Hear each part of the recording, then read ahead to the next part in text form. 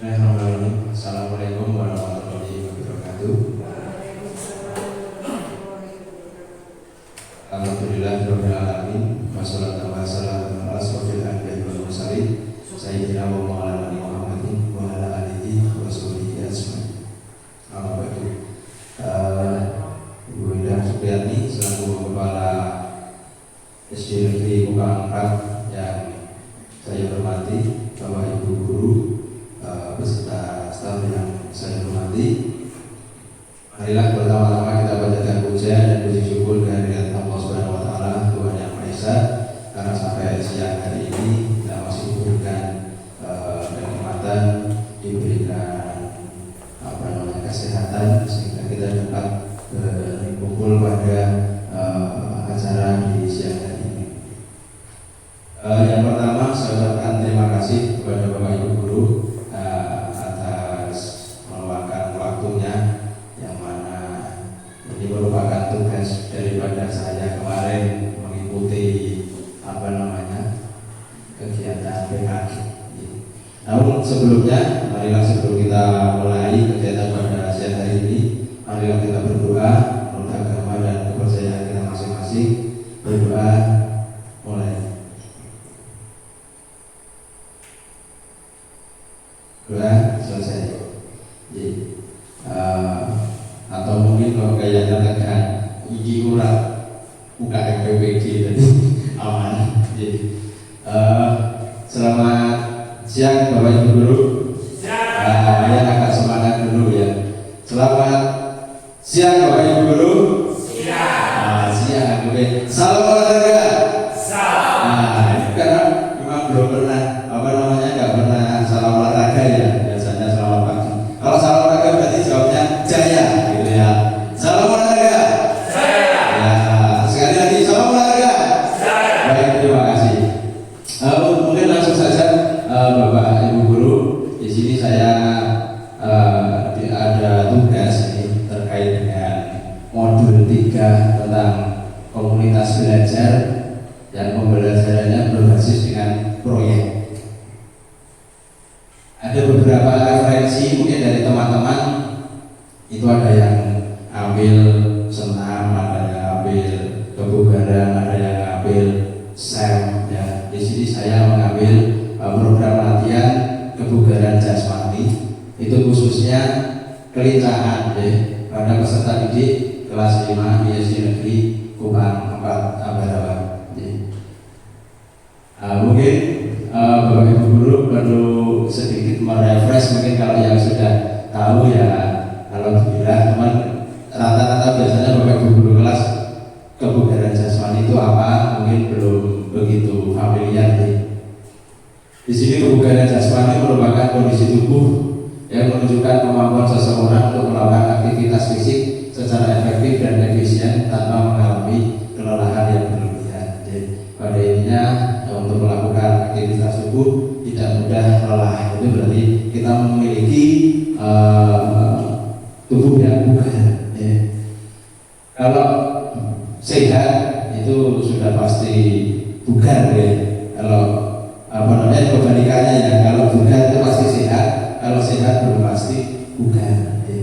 Komponen-komponennya dalam kebugaran jasmani di komponen kondisi fisik itu ada beberapa hal yang mempengaruhinya. Ada kekuatan dan daya tahan, ada kelenturan, ada kelincahan, dan ada kecepatan. Jadi masing-masing kondisi fisik ini kalau kita ingin meningkatkan salah satunya itu treatmentnya berbeda, exercise-nya berbeda.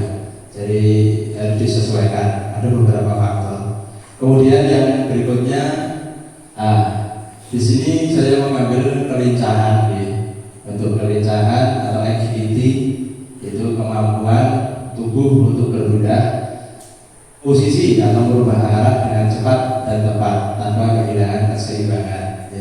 Jadi itu pengertian dari kelincahan dulu. Manfaatnya apa? Nah, manfaat daripada kelincahan ini tidak hanya penting dalam konteks olahraga, tetapi juga memiliki dampak positif pada kesehatan dan kualitas hidup secara umum, baik mencegah cedera, meningkatkan performa, ataupun memperbaiki kemampuan fisik dan mental. Kerencana adalah keterampilan yang sangat berharga. Jadi misalkan melakukan kepleset, yaitu kelincahan, terlibat itu tidak mudah jatuh ya. Jadi bisa mengantisipasinya. Ini merupakan latar belakang yang kami ambil ya dari pada program yang tadi.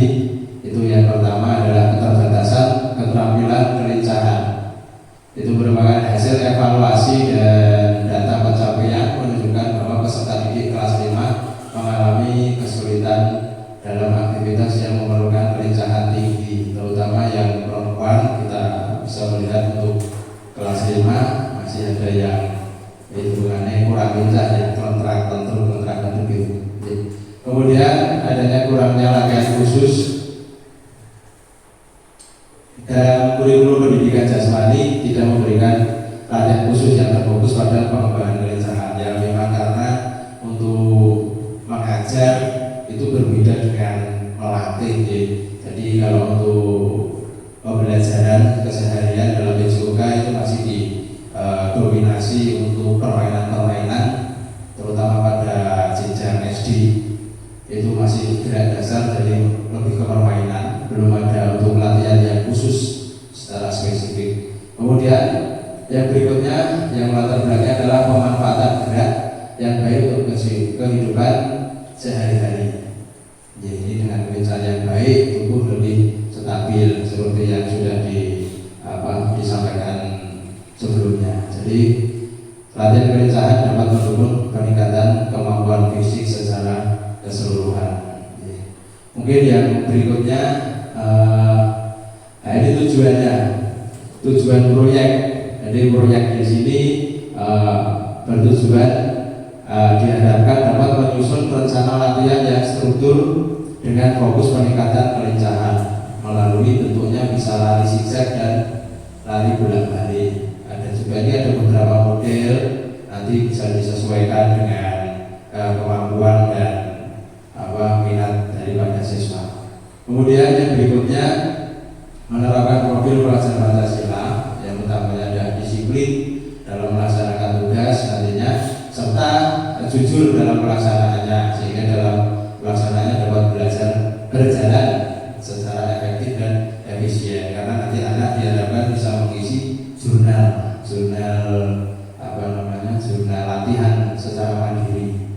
Kemudian yang berikutnya selanjutnya dapat merasakan pemanfaatan gerak dalam kebugaran jasmani untuk menciptakan individu yang tidak hanya cepat dan kuat secara fisik, tetapi juga memiliki kemampuan untuk bergerak dengan kontrol yang baik, merespons situasi yang cepat serta menjaga keseimbangan tubuh dalam berbagai kondisi.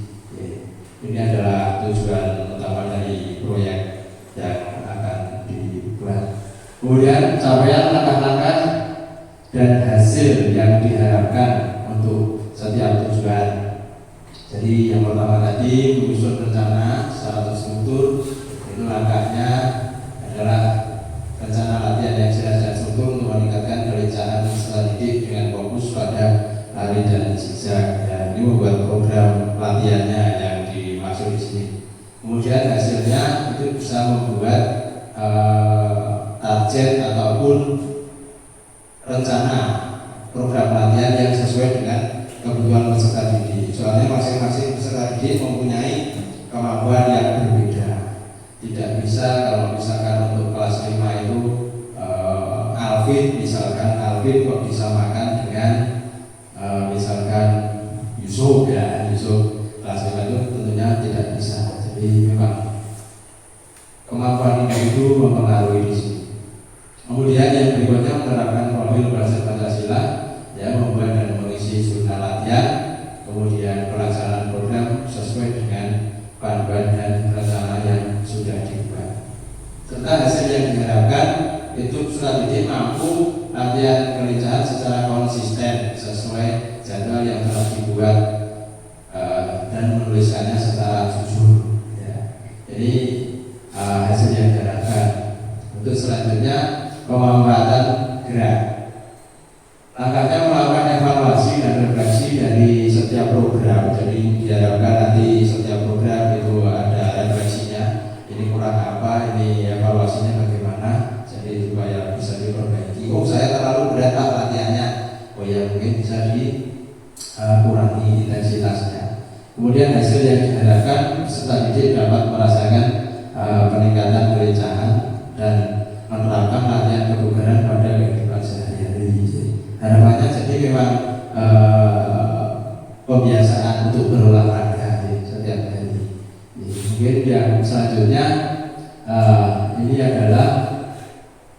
struktur program dan mitra dalam komunitas belajar. Jadi struktur program itu meliputi dari yang pertama adalah perencanaan, identifikasi kebutuhan dan pengembangan rencana, kemudian implementasinya, nantinya melaksanakan latihan rutin serta pemantauan, dan yang terakhir adalah evaluasi dan refleksi. Evaluasi dapat dilaksanakan secara berkala. Jadi misalkan nanti untuk programnya itu jaraknya adalah program jangka pendek yang 1 bulan, itu evaluasinya dilakukan secara berkala, per minggu itu bisa dilakukan, dan pemantauan. Kemudian untuk yang terakhir itu laporan, itu nanti harapannya adalah laporan akhir. Kemudian mitra dalam komunitas belajar, kemudian di sini ada kepala sekolah yang memberikan dukungan administratif dan fasilitas. Kemudian ada orang tua atau peserta didik, orang tua atau wali murid peserta didik ya. Kemudian ada peserta didik itu sendiri dan guru kelas. Di sini guru kelas juga diharapkan untuk membimbing peserta didik dalam penyusunan laporan. Untuk yang selanjutnya, ini jadwal kegiatan. Di sini saya menjadwalkan kegiatan karena ini program jangka pendek, artinya ada jangka menengah dan jangka panjang, karena ini baru uji coba mungkin. Saya ulangi lagi, untuk minggu pertama itu ada perencanaan dan persiapan untuk menyusun rencana dan jadwal latihan. Kemudian minggu 2, 3, 4, dan 5 di pelaksanaan program. Jadi diharapkan pada minggu 2, 3, 4, 5 peserta didik melaksanakan latihan sesuai dengan jadwal, dengan apa yang sudah disusun, dengan rencana apa yang sudah disusun. Kemudian di sela-sela itu juga melakukan pemantauan serta umpan balik yang konstruktif untuk kemajuan peserta didik. Jadi misalkan setiap minggu 1 kali itu melakukan pemantauan bagaimana perkembangan dan lain sebagainya. Kemudian untuk minggu ke-6 itu melakukan evaluasi dan refleksi, melakukan evaluasi dan refleksi terkait dengan program yang sudah dilaksanakan serta menyusun laporan akhir. Kemudian yang berikutnya, pernyataan tentang kapasitas yang dimiliki kelas atau sekolah. Untuk fasilitas itu di sekolah sudah dilengkapi dengan lapangan olahraga yang memadai, sarana prasarana yang sudah mendukung untuk melakukan latihan kerjaan. Kemudian untuk sumber daya manusia, di sini kita sudah mempunyai yang sesuai dengan job base-nya, sudah memiliki guru dan kepala sekolah yang sesuai dengan bidangnya. Kemudian kita sudah memiliki komunitas belajar serta paguyuban orang tua yang mendukung kegiatan-kegiatan yang ada di sekolah ini. Kemudian yang berikutnya adalah kondisi peserta didik. Alhamdulillah di SD kita ini kondisi peserta didiknya itu alhamdulillah sudah sehat-sehat, memiliki kondisi kesehatan yang baik dan siap untuk melaksanakan program latihan kebugaran jasmani. Untuk evaluasi, ada beberapa metode evaluasi. Itu yang pertama menggunakan tes awal untuk mengukur tingkat kelincian awal, kemudian tes berkala di sela-sela waktu latihan itu, kemudian observasi atau pengamatan langsung selama latihan untuk menilai teknik dan usaha yang dilakukan peserta didik. Kemudian kriteria evaluasinya ada beberapa hal terkait dengan waktu tempuh, teknik atau grad dasarnya, dan peningkatannya membandingkan tes awal dengan tes berkala. Kemudian untuk instrumennya tadi sudah disampaikan di awal tadi, ada jurnal latihan, kemudian mengisi formulir dan catatan observasi. Selain itu pelaporan hasil, laporannya juga secara berkala dan ada juga laporan akhir. Kemudian umpan balik atau feedback dari siswa dan dari orang tua. Dan tantangan, kemungkinan tantangan yang akan dihadapi. Yang pertama adalah variasi tingkat kemampuan siswa. Tentunya masing-masing siswa mempunyai kemampuan yang berbeda, jadi merupakan tantangan bagaimana nanti dia bisa memulai di awalnya, bagaimana dia menyusun programnya. Kemudian yang selanjutnya juga kurangnya motivasi siswa. Motivasi siswa ini yang menjadi tantangan besar, karena biasanya siswa-siswa itu untuk kegiatan yang sifatnya latihan secara intens, dia biasanya agak kurang motivasinya. Kemudian keterlibatan orang tua, ya ini biasanya hanya sekedar program, jadi orang tua juga pemantauannya tidak secara intens. Terbatasnya waktu dan penilaian umpan balik itu sudah bukan tantangan yang dihadapi ke depannya. Untuk yang selanjutnya mungkin sudah yang selanjutnya ya mungkin sudah itu yang selanjutnya.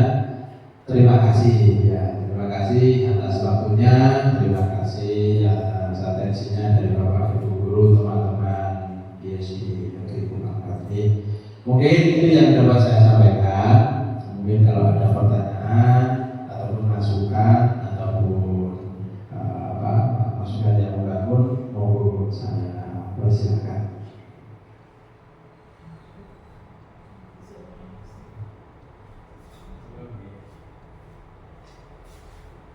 Terima kasih Pak Haji atas penyampaian materinya tentang program latihan kebugaran jasmani berupa perencanaan untuk peserta didik kelas 5. Mungkin bisa dijadikan sebagai masukan.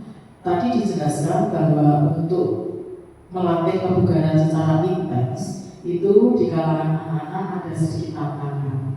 Untuk itu selaku kepala sekolah di sini bisa memberikan kelonggaran kepada Pak Haji selaku guru PJOK untuk mengembangkan sarana-prasarana yang ada, meskipun sudah tersedia lapangan dan lain sebagainya, bisa ditingkatkan dengan pola yang menarik, yaitu dengan pengecatan warna-warni sehingga tersedia sarana untuk melatih anak-anak di pagi hari untuk dia bisa tertarik melakukan kegiatan kebugaran, utamanya yaitu dengan melatih kelincahan peserta didik. Karena anak-anak apabila di tubuhnya itu bugar, tentu saja anak-anak itu akan sehat dan itu mendukung anak-anak dalam proses pembelajaran di dalam kelas. Terima kasih Pak Haji. Terima kasih gurunya atas dukungan dan masukannya.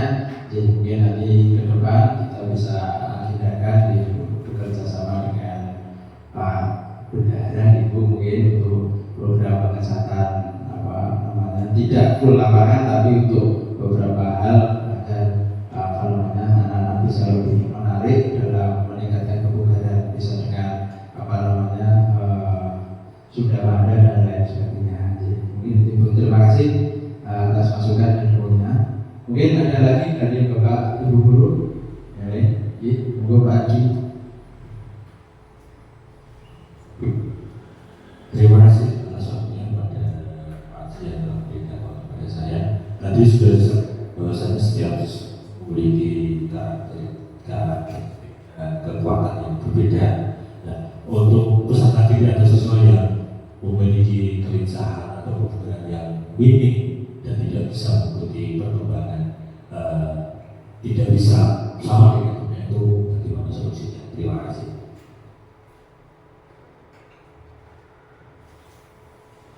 Terima kasih Pak Adi atas pertanyaannya.